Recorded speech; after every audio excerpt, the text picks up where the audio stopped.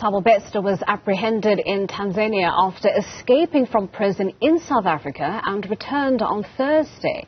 He appeared in the Bloemfontein Magistrates Court accused of breaking out of the G4S-run Mangaung Correctional Centre on May 3rd, 2022, among other things. Now, Correctional Services Minister Ronald Lamola said he accepted responsibility and agreed with MPs that his administration had failed Bester's victims. And head of the Judicial Inspectorate for Correctional Services, Justice Edwin Cameron, also said that he feels complicit in the insufficient response to Bester's escape. However, is this enough? Well, joining me now to discuss this further is Advocate Paul Hoffman, Director at Accountability Now. Advocate, thank you so much for your time and thank you for joining us. Well, that is the question that we're throwing to you this morning. I mean, we saw the police at top brass get hauled before Parliament, the higher-ups in Correctional Services. We saw the former Justice himself also appear before MPs, representatives from G4S and Integratron Integrated Solutions. But with all the grilling that we saw and the evisceration that we saw by the likes of Glynis Breitenbach, is it all enough? Well, good morning and good morning to your viewers as well.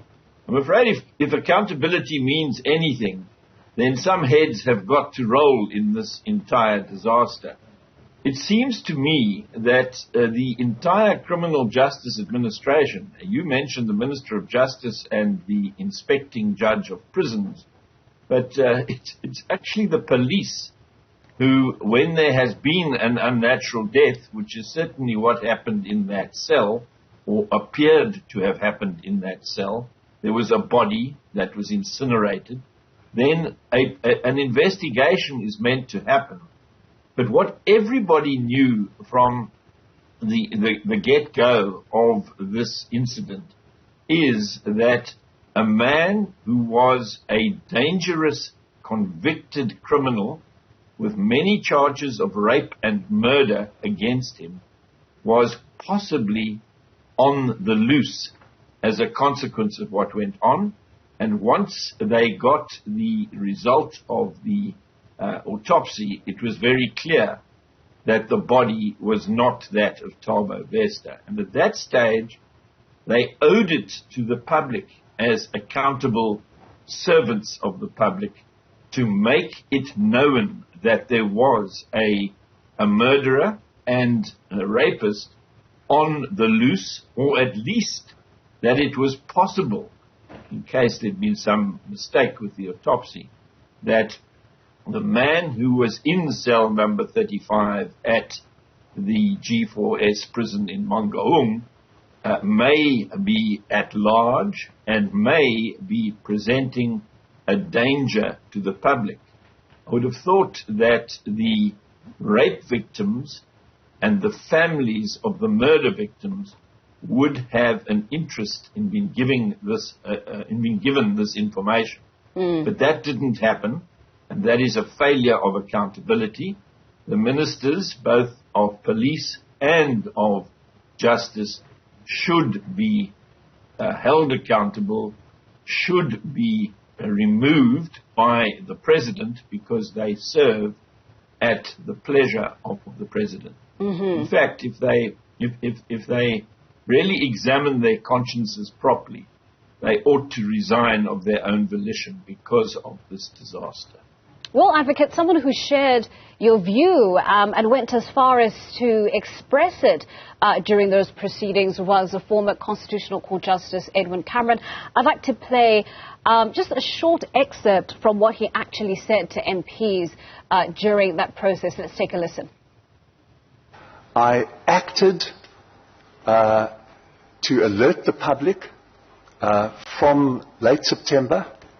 The people I alerted acted with care and caution and immense responsibility and skepticism, and then started alerting the public. And they've rightly been honoured here, Ground Up, and the reason why Ground Up's reportage has made so much impact here and abroad is because of its care and because of its scrupulousness. I don't know about you, Advocate, quite astonishing, really, to learn from the Judicial Inspectorate that he felt the need to essentially blow the whistle on what was happening in front of him, the sort of recalcitrant behavior of the police in being forthcoming when it comes to information with regards to this investigation. Now, police have led with the narrative that to have exposed what little information they had gathered at the time would have essentially jeopardized the sort of broader investigation that they were carrying on. They weighed the interests and decided to go the route of, taking on a more covert approach as opposed to warning the public, warning the victims. What's your response to that, taking into consideration, again, the fact that the justice was forced in that position to essentially blow the lid himself?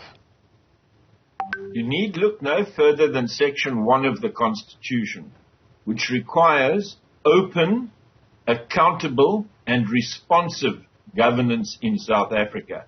There is nothing open, there is nothing accountable, and there is certainly nothing responsive to the needs of the vulnerable, in particular those who were victims or related to victims of Thabo Bester, in the way in which officialdom has handled this entire matter. It would still be secret had the inspecting judge of prisons not stuck his head above the parapet and tipped off the press that this was a matter that needed investigation.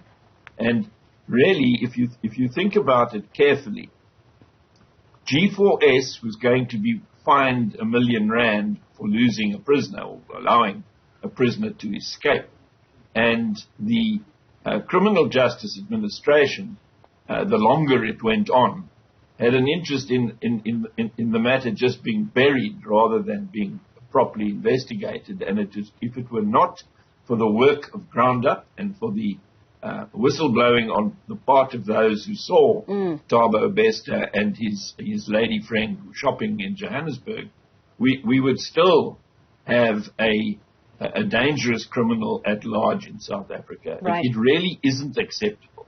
Right. Advocate, lastly, before we let you go, and this is something that comes up quite often when we are talking about accountability issues in South Africa, is, the appearances that often come up to look as though justice or some form of justice is being carried out.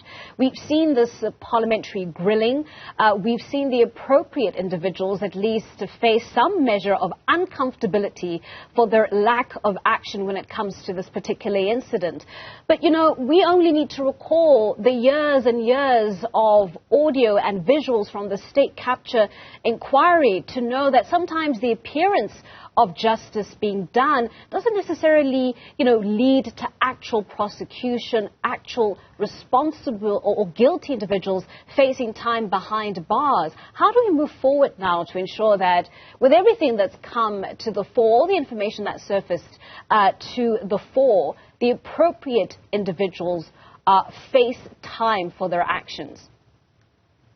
Yes, it's ironic that the co-author of the judgment that laid down the appropriate law in relation to the anti-corruption machinery of state in South Africa is Justice Cameron. When he was still in the Constitutional Court way back in March 2011, he and the then Deputy Chief Justice Dikgang Moseneke authored a majority judgment in the second Glenister case, in which they laid down the criteria by which the anti-corruption machinery of South Africa should be measured.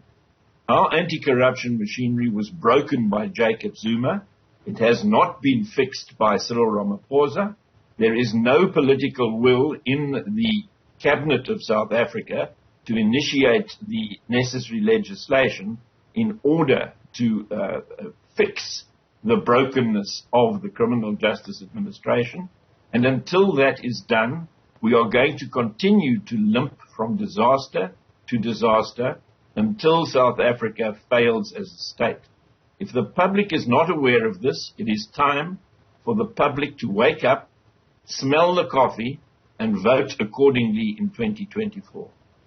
Advocate, thank you so much. We are going to have to leave that conversation there for now.